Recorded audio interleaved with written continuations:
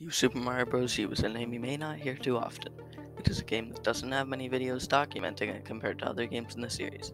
The original New Super Mario Bros. On the DS, New Super Mario Bros. Wii, and New Super Mario Bros. 2 on the 3DS all have many videos on them, and yet the speedrunning history of the game is just as compelling as any other game in the series. The runs by the many greats over the years such as Conry and Astix, the agonizing pain but satisfaction of shaving milliseconds off of someone else's record, the optimization of each level down to a single button press over time, and the effort the speedrunners go through even though they're never documented properly. I'm here to change that. This is the story of New Super Mario Bros. U Any Person Speedruns.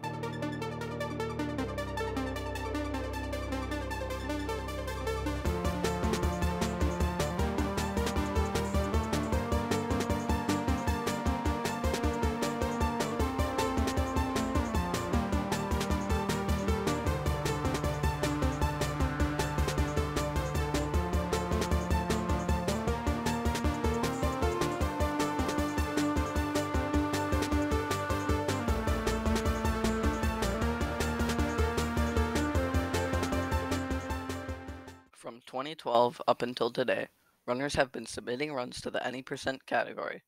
There have been many top-level runners competing for the top spot, and a lot of absolutely amazing runs. But let's start at the beginning. The first run that I can find documented for this game is from a Reddit post when the game first came out in America. The runner's name is unfortunately lost to time, but his time is still documented to this day, which was a 50 minutes 44 seconds. It was submitted on Friday, November 3rd, 2012 at around 9:14 a.m. Eastern Standard Time. And it really isn't the worst time this category has seen by a long shot, but regardless of that fact, it was the first documented. The runner admitted that it wasn't perfect, but it was the first attempt known, so I wouldn't be too harsh on it. At around 7:14 in the morning the next day, someone commented on that very same post saying that a speedrunner named Ewaller was running the game. His time was apparently a 51:44, 1 minute behind the original runner. This footage I'm showing is from one of his more recent runs, but it still shows the quality of this new runner facing off against the time of this mysterious Reddit poster. We'll see more of Ewaller later. For now, let's talk about other runs from this time period. The next one I can find is the first one submitted to speedrun.com, a 44:55 by Coldblood222 on the 8th of December 2012. 3 days later, Kidlat404 got a time of 45:38. Unfortunately, he was still 1 minute 23 seconds off Coldblood's time. They would both never end up lowering their times, just like a lot of other speedrunners who competed for any percent during this time period. Now the next run was on January 1st of the new year, which was a 45:57 by Voided Darkness, which is again a higher time, standing 19 seconds behind Kidlat. But a revolutionary time came on the 13th of the same month. It was a 40:22 by Conry. How is this time so much lower than the previous world record by Coldblood? Well, no footage of this run exists today, but by watching his 100% attempts at the game, I've concluded that if his 100% attempts even remotely reflect his any percent runs, Conry had the better movement, and I assume that since there was over a month's gap, there were a couple new strategies discovered which Conry could put to use. Now where do we go from here? There are runs like Acharinos' 39:31 on the 29th, which was a new world record by 49 seconds, or some runs in the higher numbers like the Gamerlands 1:15:23 and Infinite Mysteries 48:16, but these in-between runs aren't too important. The next big important run was a 37:59 by Pokey on April 2nd. Now we'll break down Pokey's run in a moment, but first I'll mention the final run from 8 or more years ago, as I'm writing this, which was a 37:47 by Hard Pelican. This run currently sits at 15th on the Any Percent category of speedrun.com. Now, let's get into analyzing that run by Pokey and why it saves so much time over Acharinos' time. First up, we have level 1-1, Acorn Plainsway. Looking at the two runs side by side, you can immediately see that Pokey has the better movement. You may notice Pokey killing the Waddle Wing and obtaining the Super Acorn at the same time with a simple land, whereas Acharinos had to ground pound it, which stops his momentum, and considering the time it takes for the power-up animation to finish, it would have just been much faster to do both at the same time, like Pokey. Pokey does lots of small triple jumps, which give him a little speed boost and end up being faster than Acharinos' flying. Acharinos ends the slide down the hill too early so that he can fly. This is a bad move, as Acharinos moves faster while on the hill. It's not all bad though. Achirinos does lots of spins and some precise flying. Unfortunately for him though, Pokey uses some nice strategies and ends up beating him by about 1 second on this level.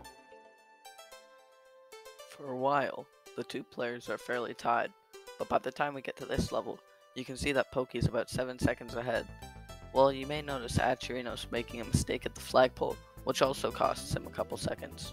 By the time it gets to the level, Soda Jungle Dash Special, Flight of the Parabeetles, Pokey is about 12 seconds ahead of Achirinos. I'm going to save you some time and skip straight to level Peach's Castle Dash Castle, Red Hot Elevator Ride. This is where I think Pokey saved the most time over Achirinos, and you'll soon see why. Here is the level where Pokey saved the most time, Red Hot Elevator Ride. I can't acquire the footage for this part of Achirinos' run, but he played it slightly faster than normal. Pokey, on the other hand, did something I find incredible, even as a speedrunner of this game myself. The video speaks for itself, but I want you to take note of the jumps he does, either off the wall, on bombs, parachuting coins. It's simply incredible, and this marked a monumental time save. Just watch.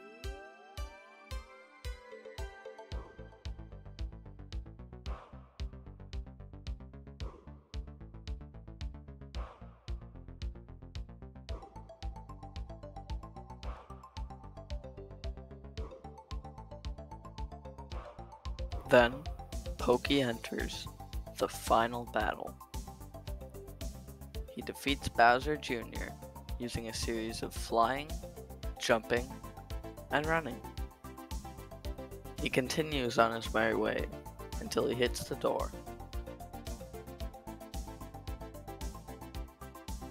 Then, he enters the final Bowser fight. He dodges through the fireballs with precision, and then gets the axe and hits it, like any Mario game.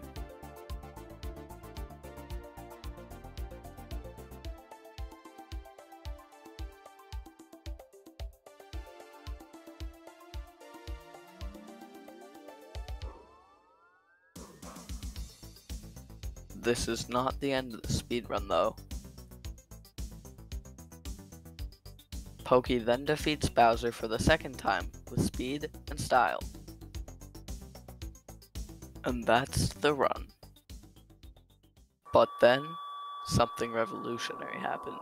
Something that would change the new Super Mario Bros. U speedrun scene forever. E-Waller came back, and this time, he was pushing for the record.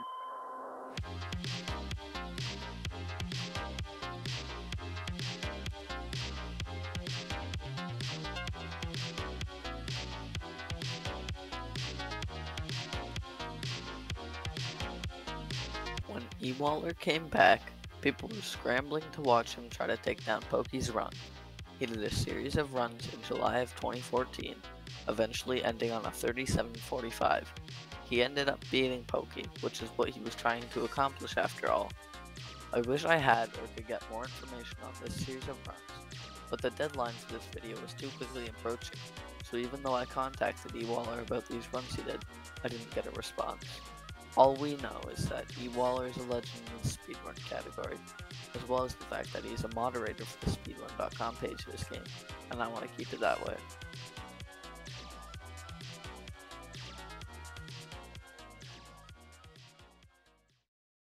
That run from E-Waller is currently 14th, so 14 runs are ahead of it. Most runs are in the mid to low 37-minute range, and Aztecs lowered it down to 37:01 a month ago with an amazing run. But a week ago, Oko-san broke the 37-minute barrier with a run clocking in at 36:58. None of these runs I've shown you today are perfect. They could use a lot of tightening up, and there's still a lot of work to do. But this shows the amount of work people have to put into speedrunning the game, and this video was made to document all their mini wins so far. Oko-san is the true champion of New Super Mario Bros. U. With 24 world records, and I'd guess probably thousands of attempts that went wrong, it's hard to deny the statistics. He'll probably stay up at the top for a while, but the real question is, how low can the speedrun go? Pokey was the first one to get a 37-minute run. Oko-san was the first person to get a 36-minute run. Who will be the first one to get a 35-minute run? Thanks for watching.